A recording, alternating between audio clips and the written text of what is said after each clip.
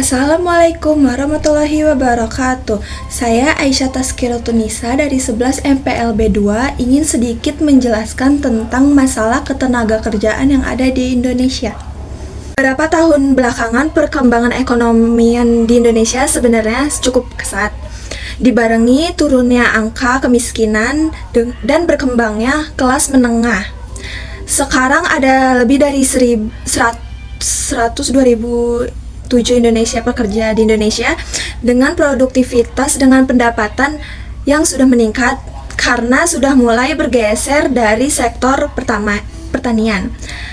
Tingkat partisipasi yang akan kerja juga akan terus meningkat seiring menurunnya angka pengangguran. Meski begitu, Indonesia masih menghadapi tantangan dalam menciptakan pekerjaan kelas menengah dengan kualitas dan gaji yang cukup. Kenapa?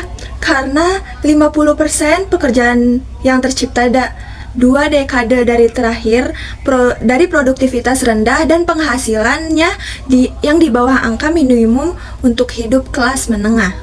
Nyatanya, dari 85 juta orang yang berpenghasilan, hanya 13 juta yang dapat menghidupi keluarga yang beranggotakan 4 orang dengan biaya anggota hidup kelas menengah. Selebihnya, sekitar 47% penduduk Indonesia terjebak sebagai ekspatriat dari kelas atas. Indonesia dari kelas pertanian tahun 2000 sektor pertanian hanya menyumbang 16% dari nilai tambah. Namun untuk pekerjaan 45% dari angka pekerjaan Indonesia. Namun di 2018 skala sektor ini sudah mulai menurun drastis.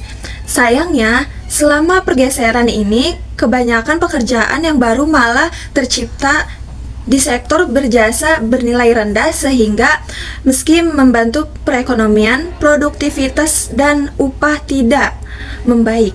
Jika dibutuhkan minimum 3,8 juta rupiah untuk menjadi kelas menengah, maka 46% dari pekerja yang baru sejak 2008 adalah pekerja yang berkualitas rendah. Hal ini terjadi karena persyaratan memasuki sektor ini cukup rendah sehingga menjadi tujuan umum bagi pekerja dari sektor pertanian yang cenderung berketerampilan rendah. Daya saing tenaga kerja di Indonesia pun menjadi rendah. Sehingga meski upahnya kecil, upah buruh per unit produk yang tinggi dan Indonesia kalah saing dengan negara-negara lain. Di sisi lain, meski keterbukaan di Indonesia terhadap persaingan global terus meningkat, kecepatan pergerakannya sangat lambat dan membuat perekonomian Indonesia terkesan tertutup. Sulitnya, pekerjaan kelas menengah biasanya membutuhkan keterampilan dan tingkat pendidikan yang tinggi. Sedangkan di Indonesia, hampir setengah pekerjanya hanya berpendidikan SMP atau kurang. Sebenarnya rata-rata durasi pendidikan di Indonesia cukup tinggi. Namun dibandingkan dengan negara lain, nilai return pendidikan di Indonesia sangatlah rendah. Hal ini karena masih ada ketidakcocokan antara kurikulum pendidikan dan kebutuhan industri sehingga kebutuhan Indonesia tidak dihargai. Sekarang hanya 3 dari 10 orang Indonesia yang mampu memenuhi kebutuhan industri. Ya, segitu saja dari saya. Kurang lebihnya mohon maaf. Assalamualaikum warahmatullahi wabarakatuh.